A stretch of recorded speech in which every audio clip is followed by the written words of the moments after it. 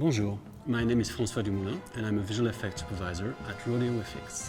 Today I'm going to present you with some of the environment work that we've done on Lovecraft Country Season 1.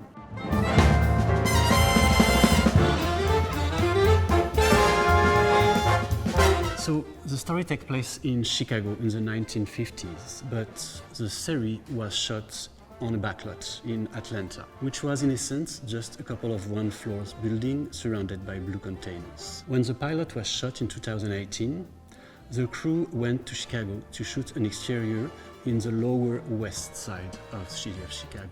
The goal of the visual effect team when we're doing set extension for period accurate reconstruction is to be as precise as possible.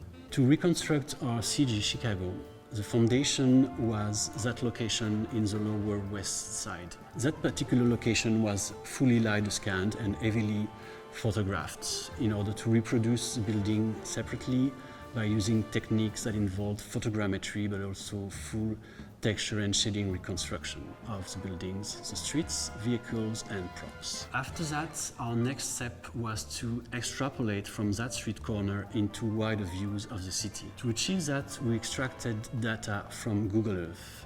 We extracted rough geometry from real contemporary Chicago and populated it with our own set of 1950 accurate assets. We also heavily referenced photographs and painting from that period, the painter Edward Hopper being one reference we use quite often.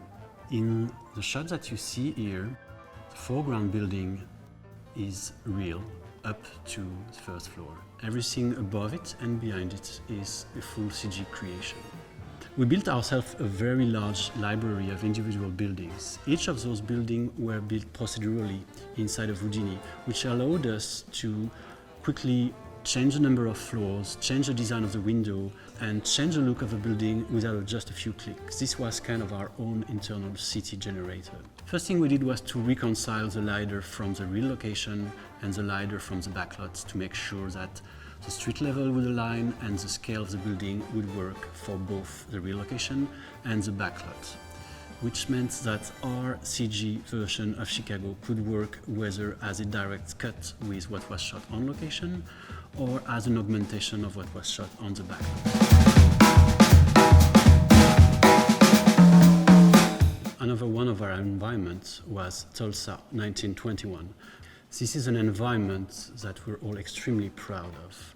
Not only was it creatively and technically challenging, it was also for the artist involved a way to pay homage to the victim of that race massacre. Recreating Tulsa proven to be quite difficult because the location doesn't exist anymore and there's very little documentation about how the place looked back then. Our task was to extend an existing location in Macon, Georgia that had some historically accurate building. Rodeo's work was to extend those buildings above the first floor, but also to create the surrounding blocks. We extended the main street of Tulsa in both angles, looking down the street and back towards the hotel from where the characters are going out. Everything that is beyond that crossroad is entirely CG. And that involves not only the buildings, but also the crowd and the vehicle.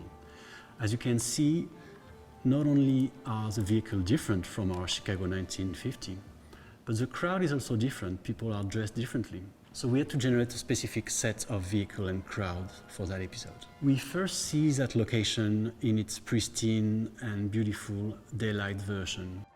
And we then return to it at night during the massacre, where buildings are set on fire and people are being shot.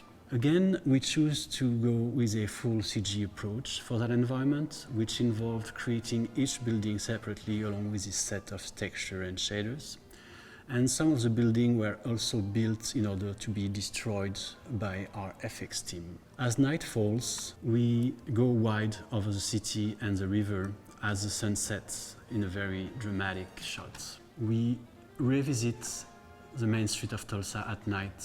All of the buildings are set on fire and there's a lot of destruction going on. We built a library of burned down vehicles, destroyed signage, which allowed us to transform this beautiful location into an almost apocalyptic environment. Every explosion and fire was done in Houdini, and some of them were scattered by the environment team directly into their asset. The environment work done for Lovecraft Country Season 1 was very diverse, going to different planets, traveling through space and time. But the Chicago and Tulsa set extension is probably the work we are most proud of. Thanks a lot for watching.